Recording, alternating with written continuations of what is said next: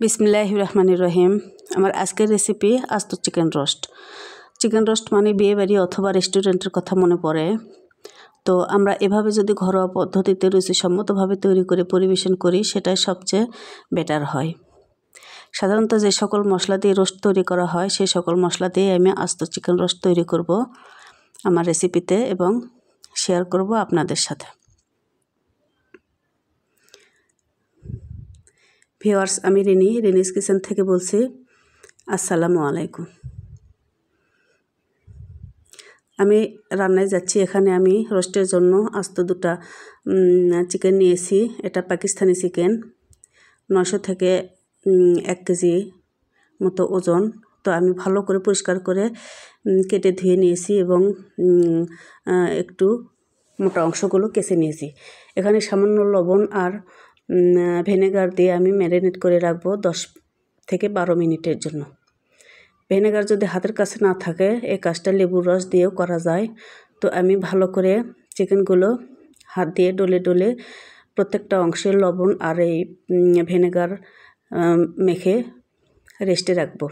আমি ভালো করে পরিষ্কার করে নিয়েছি ভিতরটা, কলিজা, তারপরে ফুসফুস যেটা থাকে সব কিছু ভালো করে ক্লিন করে বারবার ওয়াশ করে নিয়েছি।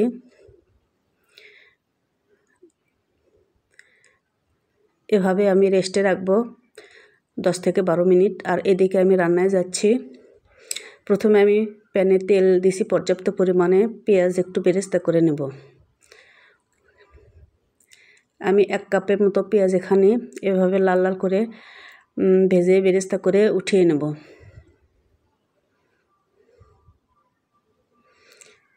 আর সেম প্যানে আমি চিকেন দুটো ভেজে নেব।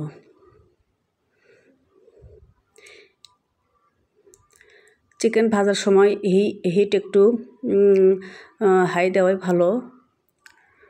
এভাবে করে উল্টে পাল্টে আমি লালচে করে চিকেন দুটো ভেজে নেব এবং তুলে নেব। আর সেম প্যানে আমি মশলা দিচ্ছি গরম মশলার ফোড়ন, 4টে সাদা এলাচ, 1টা কালো এলাচ, দালচিনি। আর এখানে পেঁয়াজের পেস্ট ছিল আর পেঁয়াজের মধ্যে আমি 8-10টা কাঁচামরিচ নিয়েছি। পরিমাণ মতো নিয়ে নিচ্ছি লবণ, স্বাদ মতো। আর মরিচের গুঁড়া দিচ্ছি আমি উঁচু করে 1 চামচ, একটু কালারের জন্য। আর গোলমরিচ দিলাম কয়েকটা। ধনিয়া জিরার গুঁড়া উঁচু করে আমি 1 চামচ দিয়ে দিলাম। আর 2 টিস্পুন আমি গরম মশলার গুঁড়া ইউজ করছি। 1 মুঠো কিশমিশ। আর এখানে কাঠবাদাম আর পেস্তা বাদাম মিলে পেস্ট করা আছে, 12 থেকে 15টার মতো হবে, দিয়ে দিলাম। আর এখানে ফ্যাটানো টক দই হাফ বাটি, আমি সেটাও দিয়ে দিলাম। এবার মশলার সাথে এই উপকরণগুলো ভালো করে নেড়েচেড়ে ভেজে নেব। একবারে লাল লাল করে ভেজে নেব। প্যান থেকে যখন তেল ছেড়ে দিবে সে পর্যায়ে আমার ভাজা স্টপ করব। এ পর্যায়ে আমি দইয়ের বাটি ধুয়ে একটু পানি দিলাম মশলাটা কষানোর জন্য। মশলাটা আমার কষানো পারফেক্ট। আর এ পর্যায়ে আমি দুধ অ্যাড করলাম। আগে থেকে আমি জাল করে রাখা 1 বাটি দুধ দিয়ে দিলাম এবং সেম বাটিতে 1 বাটি পানিও দিয়ে দিলাম। পানিতে ভালোভাবে বলক চলে আসলে এখানে আমি চিকেনগুলো অ্যাড করব।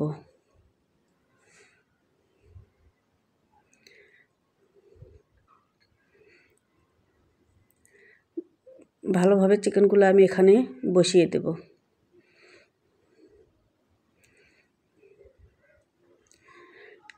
এ পর্যায়ে আমি আরও একটু পানি অ্যাড করলাম।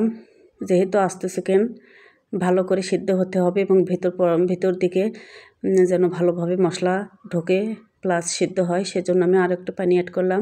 আমি পর্যাপ্ত পানি দিয়েছি। এভাবে করে ঢেকে ঢেকে আমি রান্না করে নেব এবং মাঝখানে উল্টে পাল্টে দেব। এই কাজটা কয়েকবার করতে হবে, যেহেতু বাদাম ইউজ করা আছে নিচে থেকে যেন তলানি লেগে না যায়। তো এভাবে উল্টে পাল্টে আমি কয়েকবার ঢাকনা খুলে নেড়ে চেড়ে দিয়েছি।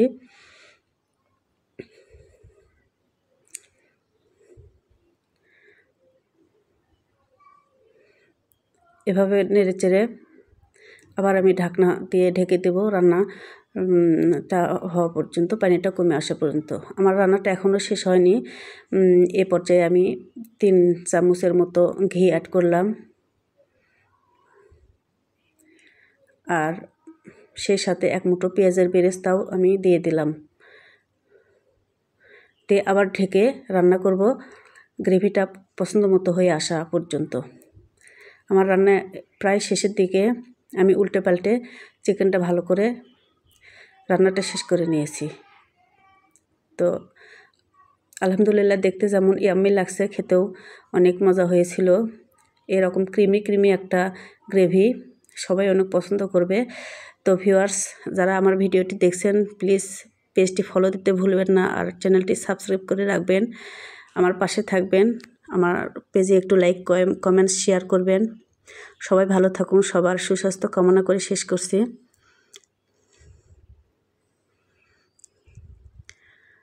আজকে আর নয়, আমি বিদায় নিচ্ছি।